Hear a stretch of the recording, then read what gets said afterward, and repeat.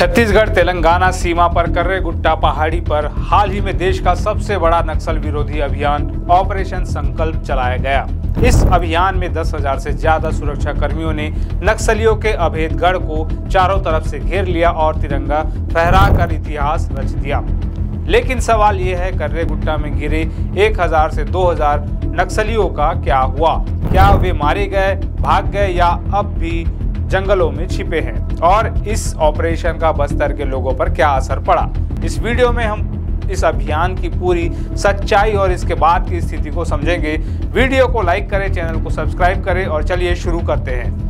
नमस्कार, मैं हूं चंद्रशेखर और आप देख रहे हैं नवप्रदेश टीवी। कर्रेगुट्टा पहाड़ी जो छत्तीसगढ़ तेलंगाना सीमा पर स्थित है, नक्सलियों का सबसे मजबूत गढ़ मानी जाती थी। इसे People's Liberation Guerrilla Army PLGA battalion number 1 का मुख्य ठिकाना कहा जाता था।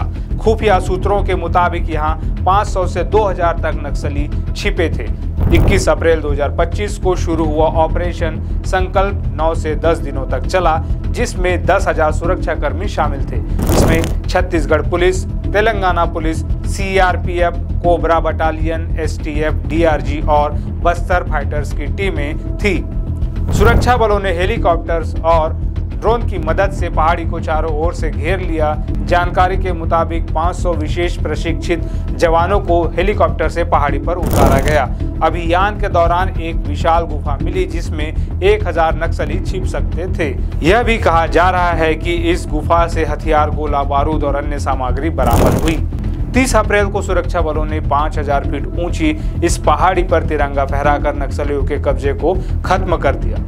अब सवाल यह है कि उन 1,000 नक्सलियों का क्या हुआ? 24 अप्रैल को एक खबर आई कि मुठभेड़ में 3 महिला नक्सलियों को मार गिराया गया, जिन पर 8-8 लाख रुपए का इनाम था। सूत्रों के मुताबिक ऑपरेशन के दौरान कई अन्य नक्सली भी मारे गए, लेकिन सटीक आंकड़ों की आधिकारिक पुष्टि अभी नहीं हुई है। ऑपरेशन के दबाव में 24 नक्सलियों ने आत्मसमर्पण किया, जिनमें 11 महिलाएं थी। इनमें कई इनामी नक्सली शामिल थे, जैसे भैरमगढ़ एरिया कमेटी का सदस्य सुद्रू हिमला 5 लाख का इनामी और परतापुर एरिया कमेटी की सदस्य कमली मुड़ियम 5 लाख का इनाम। अब बात करते हैं नक्सलियों के बड़े नेताओं की। खुफिया इनपुट के मुताबिक हिडमा, देवा, दामोदर, आजाद और सुजाता जैसे शीर्ष नक्सली नेता अपने कई कैडर के साथ तेलंगाना की ओर भाग गए। हालांकि इसकी आधिकारिक पुष्टि नहीं हुई है, लेकिन सर्च ऑपरेशन अब भी जारी है। नक्सलियों के जंगलों में छिपे होने के कयास भी लगाए जा रहे हैं। कर्रेगुट्टा का क्षेत्र 60 किलोमीटर लंबा और 12 से 30 किलोमीटर चौड़ा है। सुरक्षा बलों ने अभी तक 50% से कम क्षेत्र पर ही नियंत्रण पाया है।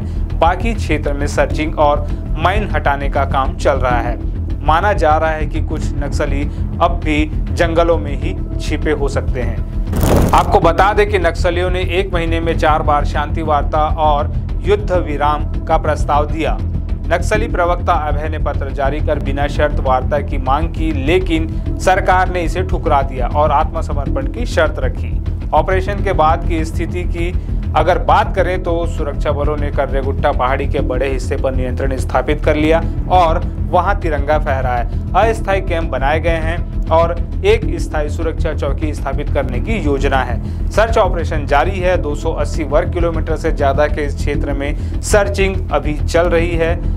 नक्सलियों ने कई जगह IED बम बिछाए हैं, जिसके चलते सुरक्षा बलों को सावधानी से आगे बढ़ना पड़ रहा है। अभियान के दौरान 2 जवान IED ब्लास्ट में घायल हुए और कई डिहाइड्रेशन का शिकार हुए। 45 डिग्री की गर्मी में जवानों ने 24 घंटे ड्यूटी दी, जिससे उनकी सेहत पर खासा असर पड़ा है। कर्रेगुट्टा ऑपरेशन के बाद आसपास के गांवों में स्थिति सामान्य होने लगी है। ग्रामीणों में राहत और विकास की उम्मीद जागी है। इस ऑपरेशन को लेकर छत्तीसगढ़ और तेलंगाना में राजनीति भी तेज हो गई है। तेलंगाना के पूर्व CM के चंद्रशेखर राव और CM रेवंत रेड्डी ने ऑपरेशन रोकने और शांति वार्ता की मांग की। रेवंत रेड्डी ने कहा, हिंसा से हिंसा खत्म नहीं होगी, हमें वार्ता का रास्ता अपनाना चाहिए। छत्तीसगढ़ के सीएम विष्णुदेव साय ने तेलंगाना सीएम के बयान की निंदा की और कहा, रेवंत रेड्डी को पहले अपनी पार्टी हाईकमान से राय लेनी चाहिए। नक्सलियों ने हमारे लोगों को मारा है, अब वार्ता की बात करना बेतुका है। वहीं राजधानी रायपुर में नक्सल हिंसा से पीड़ित परिवारों ने राज्यपाल और सीएम साय से मिलकर ऑपरेशन जारी रखने की मांग की। उन्होंने नक्सल समर्थक बुद्धिजीवियों के खिलाफ UAPA जैसे बड़े कानून के तहत कार्रवाई की मांग भी की है। कर्रेगुट्टा ऑपरेशन को नक्सलवाद के खिलाफ एक निर्णायक कदम माना जा रहा है। सीएम साय और केंद्रीय गृह मंत्री अमित शाह ने मार्च 2026 तक देश को नक्सल मुक्त करने का संकल्प लिया है। इस अभियान ने नक्सलियों को कमजोर किया है और उनके सबसे बड़े गढ़ को ध्वस्त कर दिया है, लेकिन चुनौतियां अब भी खत्म नहीं हुई है।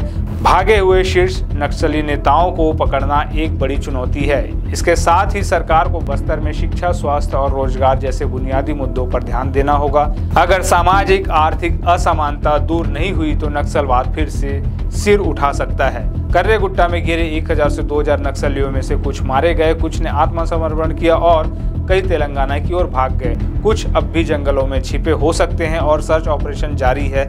सुरक्षा बलों ने पहाड़ी पर नियंत्रण कर लिया है और ग्रामीणों ने राहत की सांस ली है, लेकिन असली सफलता तभी होगी जब बस्तर में शांति और विकास स्थायी रूप से स्थापित हो। इस ऑपरेशन को लेकर आपकी क्या राय है, कमेंट्स में जरूर बताएं। अगर आपको ये वीडियो पसंद आया तो लाइक, शेयर और सब्सक्राइब करें। मिलते हैं अगले वीडियो में, तब तक के लिए नमस्कार।